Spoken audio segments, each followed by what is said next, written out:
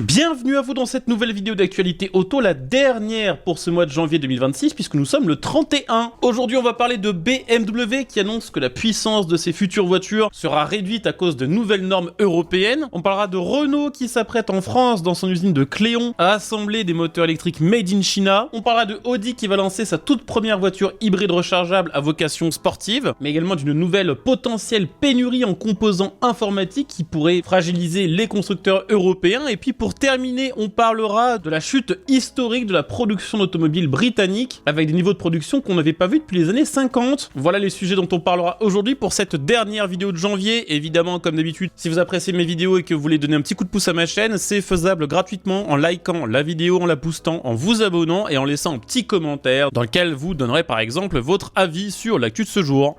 On va parler de BMW qui communique sur la puissance de ses nouveaux modèles, et chose qui est assez intéressante, c'est que d'habitude quand un constructeur parle de la puissance de ses voitures, c'est pour annoncer que les nouveaux seront plus puissants que les anciens. Et ben pas ici, puisqu'on apprend que certains moteurs thermiques de la marque vont perdre jusqu'à 40 chevaux. C'est une des conséquences directes de la nouvelle norme Euro 7 qui va être appliquée en 2027, nouvelle norme qui n'imposera pas de nouveaux seuils de polluants mesurés aux échappements, mais qui réforme en profondeur la manière dont le protocole de mesure des consommations, de mesure des émissions de CO2 par exemple, ou encore de l'autonomie des voitures électriques va être calculé. J'ai fait une vidéo assez complète sur la norme Euro 7 que vous pouvez aller voir si vous voulez tout savoir sur ces futures réglementations. Ce qu'il faut retenir, c'est que le nouveau protocole de mesure des émissions et des consommations va donner plus d'importance aux mesures réalisées à froid, et on sait bien qu'une voiture froide consomme plus qu'une voiture qui a déjà parcouru une vingtaine ou une trentaine de kilomètres. Elle va également donner plus d'importance aux mesures réalisées lorsqu'il fait très chaud, mais également lorsque l'on fait des charges moteurs élevées, c'est-à-dire lorsqu'on fait des grosses accélérations. Donc même si l'objectif en bout de course n'a pas changé, pour les marques, le processus de calcul est différent. Et ça pousse les marques comme BMW à revoir la puissance de leur véhicule à la baisse. Alors pas volontairement, mais parce que elles vont installer des plus gros catalyseurs pour retenir plus d'émissions, ce qui va faire baisser leur puissance, mais aussi parce que dans d'autres cas, elle va pouvoir se reposer sur la béquille de l'électrification. Ce sera le cas par exemple pour les grosses cylindrées V8 hybride rechargeable. Les parties thermiques vont perdre 40 chevaux, mais les parties électriques vont être augmentées en puissance pour que la puissance finale, ou en tout cas le couple maximal, ne change pas. Alors là, je vous cite l'exemple de BMW, mais sachez que c'est absolument pas les seuls à faire ça. Toutes les marques qui font des voitures avec des moteurs thermiques vont devoir investir lourdement pour leur survie après les normes Euro 7, et on risque de voir arriver toute une nouvelle génération de moteurs ultra catalysés, dont une partie de la puissance perdue sera compensée par les blocs électriques. L'arrivée de cette norme, c'est également l'occasion pour BMW d'implanter de nouvelles technologies sur ces moteurs thermiques qui, eux, n'ont pas d'impact sur la puissance, mais plutôt sur la consommation, comme par exemple le cycle Miller, qui permet d'optimiser la consommation de carburant en retardant le moment de fermeture des soupapes d'admission d'air, une technologie qui va généraliser sur la plupart des moteurs thermiques de la marque, y compris sur le gros V8 4 litres 4, qui est monté par exemple sur la BMW M5 ou le XM.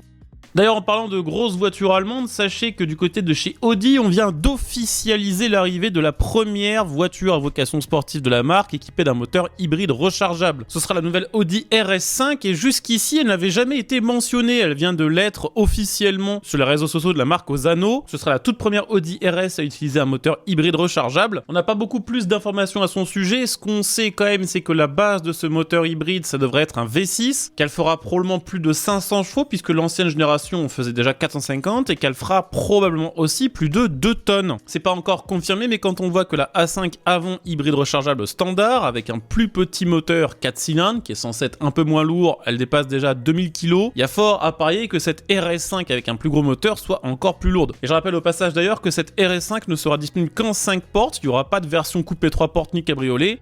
On va changer radicalement d'ambiance puisqu'on va parler de Renault et de son usine de Cléon. Usine de légende puisqu'elle a même donné son nom à un moteur, le moteur Cléon-Fonte, qui a été longtemps utilisé chez Renault. À partir de 2027, l'usine de Cléon va ouvrir une nouvelle ligne de production qui sera dédiée à l'assemblage de moteurs dont les pièces ont été fabriquées en Chine. Alors on parle ici de moteurs électriques, des moteurs dont les pièces sont fabriquées en Chine par des Chinois et qui termineront sous le capot des versions d'entrée de gamme des Renault 4 et des Renault 5. Au premier abord, c'est plutôt une bonne nouvelle puisque ça permet de garantir un minimum d'activité industrielle sur place. Mais si on y regarde d'un peu plus près, il n'y a pas que des bonnes nouvelles puisque déjà, il y a fort à parier que vu que ce moteur sera assemblé en France, même si ces pièces sont entièrement chinoises, Renault utilise l'argument du Made in France. Mais surtout, les syndicats ont peur que ce moteur, qui s'appelle le ED223, ne vienne faire une espèce de concurrence déloyale indirecte à un autre moteur qui est fabriqué sur place, le 6AK, qui jusqu'ici était lui aussi monté sur des Renault 5, sur des Renault 4, mais qui lui coûte un peu plus cher en production à Renault puisqu'il est entièrement fabriqué en France, pas juste assemblé. Ce que redoute la CGT, c'est que sur le long terme, Renault décide de remplacer complètement le 6AK par le ED223 qui coûtera moins cher, ce qui pourrait entraîner des fermetures de lignes de production, voire même peut-être des licenciements, puisque Renault pourrait ne conserver que les lignes d'assemblage et se passer de toutes les lignes de production des pièces nécessaires au 6AK. Donc on verra, peut-être que ça se passera pas du tout comme ça et que tout se passera très bien. N'empêche que c'est un excellent exemple de comment les marques chinoises et les industriels automobiles chinois sont en train de s'engouffrer dans la brèche qu'ils ont fait en Europe via l'électrification automobile. En parlant d'industrie, on va parler d'une potentielle nouvelle pénurie qui risque d'affecter grandement les marques automobiles, les marques qui se sont toutes lancées il y a quelques années dans la production de voitures équipées d'intelligence artificielle. Alors ça peut être pour tout n'importe quoi, ça peut être aussi bien pour la sécurité dans la voiture, ça peut être simplement pour les commandes vocales. Ce que les marques n'avaient absolument pas prévu, c'est que l'engouement autour de l'intelligence artificielle allait leur créer une espèce de nouvelle dépendance. Alors c'est vrai, l'IA c'est vraiment en train d'exploser sur tous les secteurs, il y a de l'IA partout. Sauf que l'IA ça demande des puissances de calcul assez colossales et cette demande grandissante en ressources, notamment en mémoire vive, en RAM, est en train de créer un énorme problème pour l'automobile. Enfin c'est même en train d'en créer deux. Le premier, on en avait déjà parlé, c'est le fait que la RAM a explosé en prix. Quand je vous dis exploser, on est sur une hausse de 344% entre septembre 2025 et janvier 2026, sur 4 mois. C'est 90% dû à l'IA, et cette explosion des prix, c'est un problème pour toutes les marques automobiles, même celles qui n'utilisent pas d'IA dans leur voiture, parce que figurez-vous que chaque petit écran, chaque petite chose électronique qui fonctionne dans votre voiture,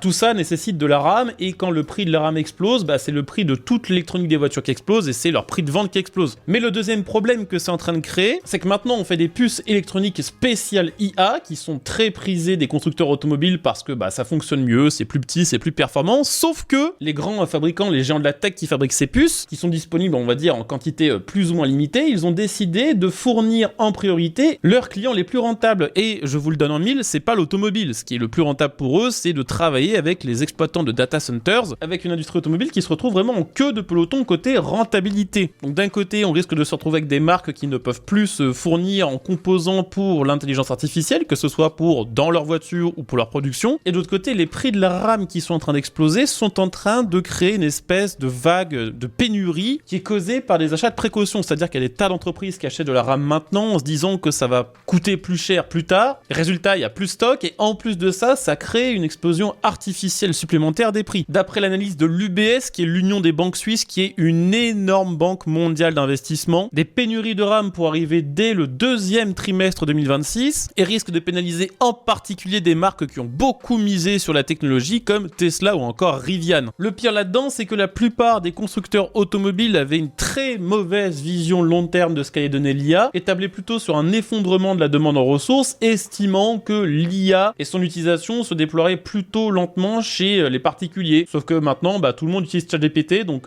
ça s'est pas du tout passé comme ça, quoi. Pour terminer, mais toujours dans le thème de l'industrie automobile, sachez qu'après la France qui voit ses niveaux de production automobile revenir à ceux qu'on connaissait dans les années 60, l'Italie qui observe un phénomène similaire où là il faut remonter carrément jusqu'aux années 50 pour trouver une aussi mauvaise année, en Angleterre il faut revenir jusqu'à 1952 pour avoir une année aussi dégueulasse en ce qui concerne la production automobile que l'année 2025. En 2025, seulement 764 000 voitures ont été produites en Angleterre, c'est 15% de moins qu'en 2024. Industrie britannique qui a quand même des problèmes assez différents que ceux que peuvent connaître l'industrie française ou italienne. Eux ont été largement pénalisés par les droits de douane imposés par les États-Unis. Le problème de l'Angleterre, c'est qu'elle a plein de marques un peu niches comme Range Rover, comme Jaguar, comme Lotus qui sont appréciées aux États-Unis mais qui ne peuvent pas vraiment assumer l'installation de grosses usines sur place pour pouvoir y produire directement leurs voitures et éviter les taxes. À cause de ces taxes, elles ont vendu beaucoup moins de voitures aux États-Unis, donc sur place, elles en ont produit beaucoup moins aussi. Et il y a aussi, bien sûr, la cyberattaque que Jaguar Land Rover a subie en septembre, qui l'a paralysé pendant un mois. La SMMT, qui est un petit peu l'équivalent de la plateforme automobile automobile, mais en Angleterre, estime cependant que l'avenir lui sera plus favorable et espère un rebond de plus 10% en 2026, elle espère même 20% encore de plus en 2027 et atteindre finalement 1,3 million en 2035, c'est-à-dire le double que ce qu'elle a fait quasiment cette année. A voir si le réel concorde avec ses prévisions. En attendant, on a fait le tour pour la vidéo du jour, j'espère bien sûr que la vidéo vous aura intéressé. Si c'est le cas, je compte sur vous comme d'hab pour le montrer en likant, vous abonnant, en devenant un soutien via le bouton rejoindre. On se retrouve dès demain pour la prochaine vidéo qui sera une hors-série. À demain, ciao.